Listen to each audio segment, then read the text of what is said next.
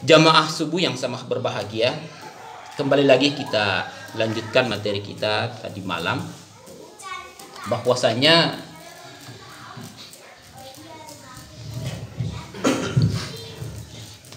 manusia yang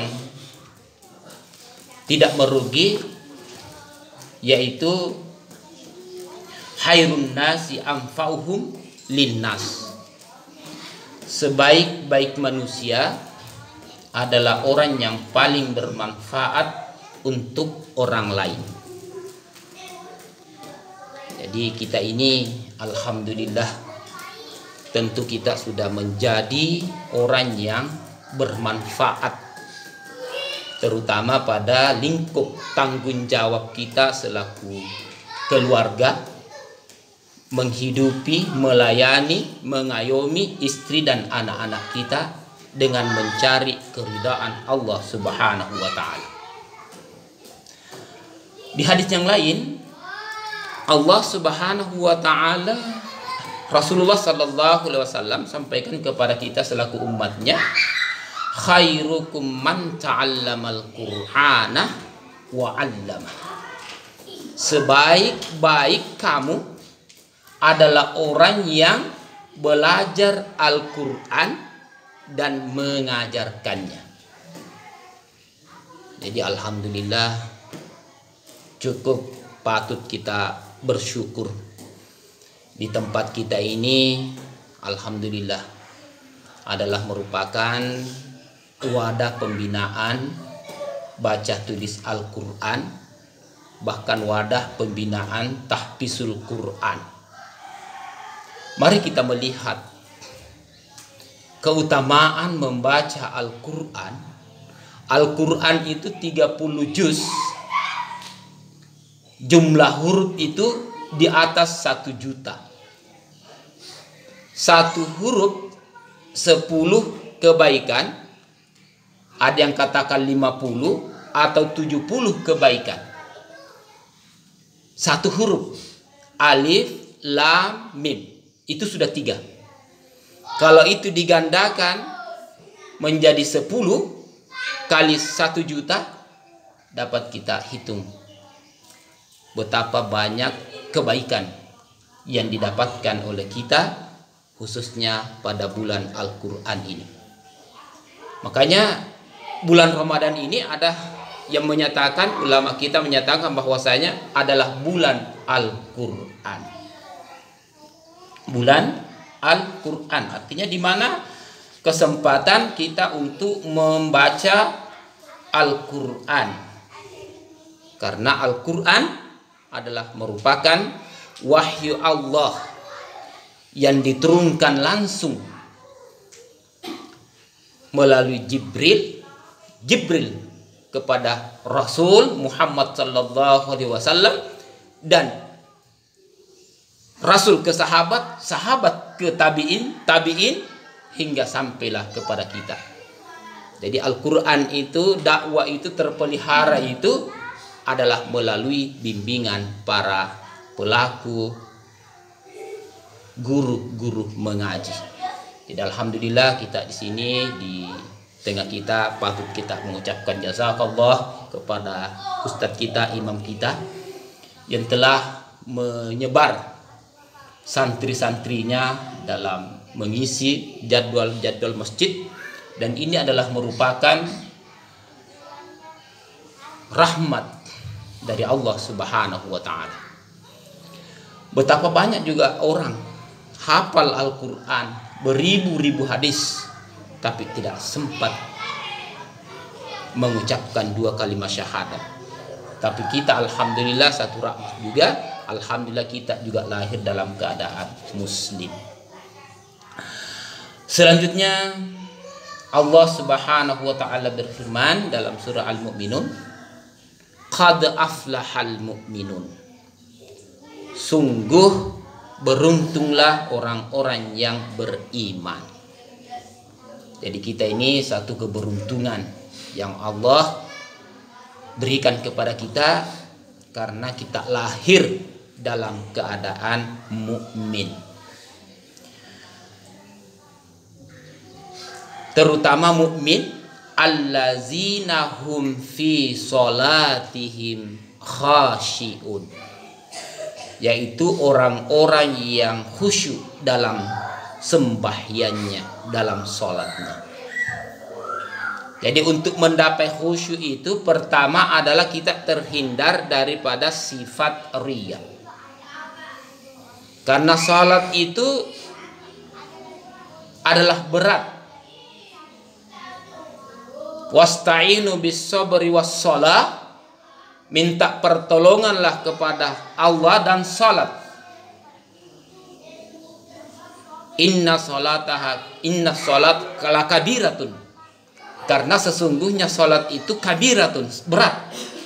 Illa alal khashiin, kecuali orang-orang yang khusyuk.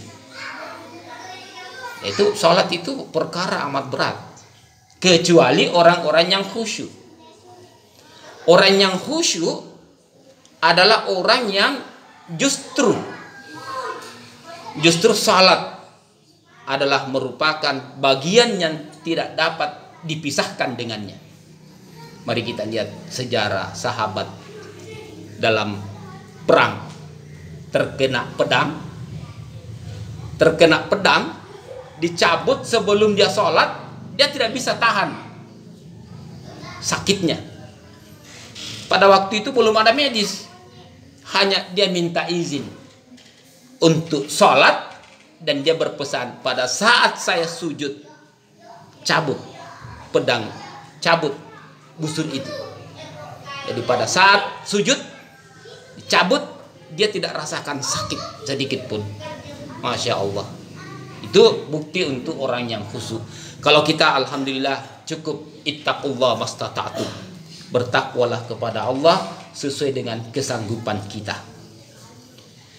Ayat ketiga, wallazina hum anil lagwi muridun, dan orang-orang yang menjauhkan diri dari perbuatan dan perkataan yang tidak berguna. Untuk terhindar daripada perkataan dan perbuatan yang tidak berguna, di sini juga kami mengambil satu peluang kesempatan untuk memasukkan aktivitas dakwah, aktivitas belajar mengaji dan lain-lain sebagainya di dunia medsos. Karena sekarang dunia kita sekarang ini sudah tidak bisa lagi dipisahkan dengan itu. Jadi dengan adanya fasilitas Android yang kita miliki, dimanapun kita berada, di kantor, di mobil, sambil kita beristirahat bisa kita lihat dan belajar.